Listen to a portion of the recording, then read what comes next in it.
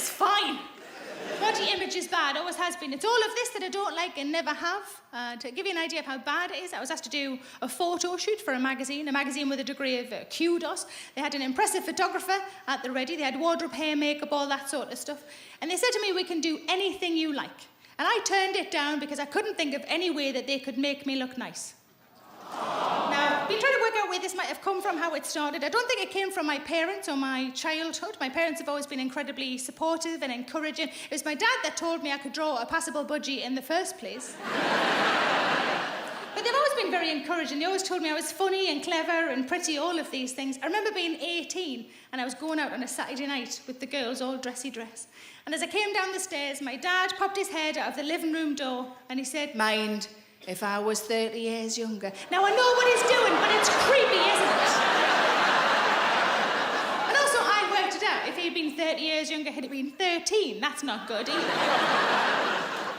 I think the main thing that might have instigated this feeling I've always had about myself is something that happened to me when I was 13. It was the first time I was allowed downtown, so down at the South Shields town centre where I'm from, on my own. I went straight from school, I got off the bus at the marketplace, I'm still in my school uniform, and the market had closed for the day, but all that was left were like the bare bones of the market stalls, the long wooden slats and the big metal poles, and a couple of fellas who were dismantling the market stalls and loading them onto a wagon. I walked around those fellas, and not wide enough as it happened, because as I walked around them, one of the fellas swung one of the big metal poles so close to my face that I felt the air move, and I stood in shock. I'm 13 and in my school uniform, and instead of apologising to me, he came right up to my face and he said, "It wouldn't have made any difference." Now, I'd love to say we found him and we've brought him here tonight and we're all going to kill him with poles. Your weapons are under your seats, you know, like a fucked up opera. But sadly, that is not the case. To be fair, though, he was mid-60s at the time, so it's safe to assume he's already dead. Hooray! To give you an idea of what I was like at school, I was very quiet at school, I was very bookish, I was good at school, I was in top class for everything, I wasn't popular at school, I didn't have many friends, and at various points, I didn't have any friends. All I need to tell you is this: at the age of 12, I invited my maths teacher to my birthday party. Wasn't even my birthday party, it was my sister's birthday party, and my mum said I could bring a friend if I liked, and she is who I chose.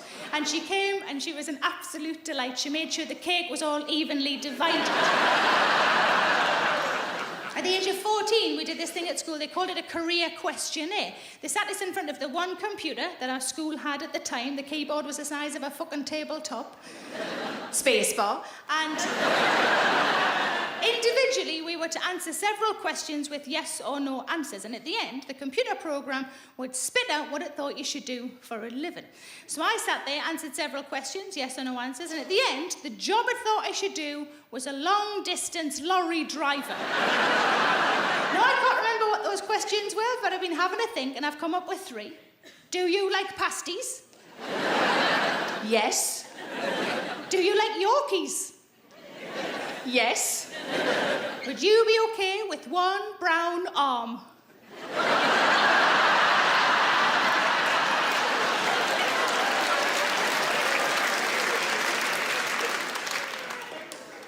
Yes. Now, a few years ago, a girl from school emailed me via my website, and I'd like to read that email to you now, if I may. So it starts, "Hi, Sarah. Before you think, who the hell is this writing to me? I used to be Lynn Turner. Well, I suppose in a way I still am, but my name changed when I got married, not just my waistline. I just had to write and get in touch after hearing you on Radio 5 and then spotting you on ITV. You look great, you've hardly changed, how are you doing? I've just been looking at your website, it all looks amazing. I was watching the TV on Saturday night with my husband and 2 boys and you appeared. Thanks, Sarah, you've actually done my street cred the world of good. My boys, aged 11 and 10, are very impressed that Mum went to school with someone famous. We were talking about it all night. Do you ever get back home to South Shields? I hardly ever get back there. I moved down south when I was 21. I'd met my husband, a southerner, and we set up home in Romford. He travels with his job, so we've been lucky enough to live all over the world. We next moved to Denmark, where I gave birth to Giles, and then moved on to Rome, where I gave birth to Harvey. Family complete, we moved to the Middle East. We moved from there to Monaco.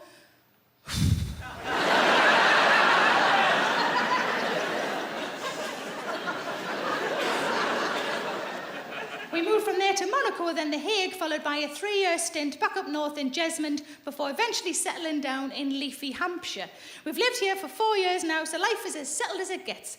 I decided I had to do something else with my life and went back to work last year as a teaching assistant.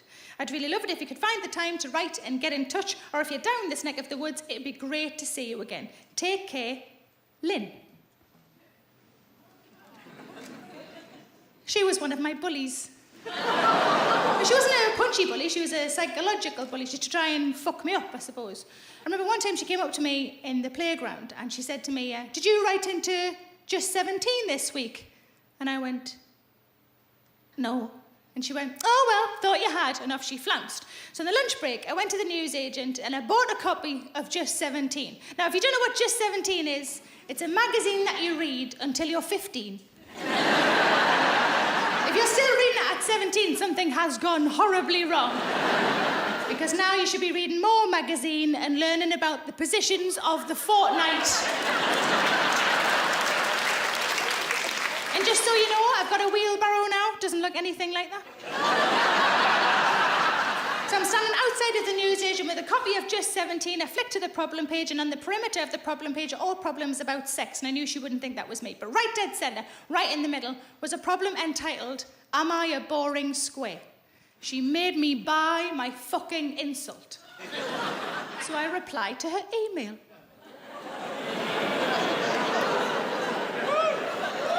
Now, you've got to be careful with this. You've got to be careful, because I might have misremembered things. I might have been overly sensitive at the time. But also, I didn't want to give her anything that she could fling back in my face and say, you're wrong. So this is all I sent, just the one line. Hello, Lynn. To be honest, I probably won't reply any more fully than this, as I don't remember you very favourably.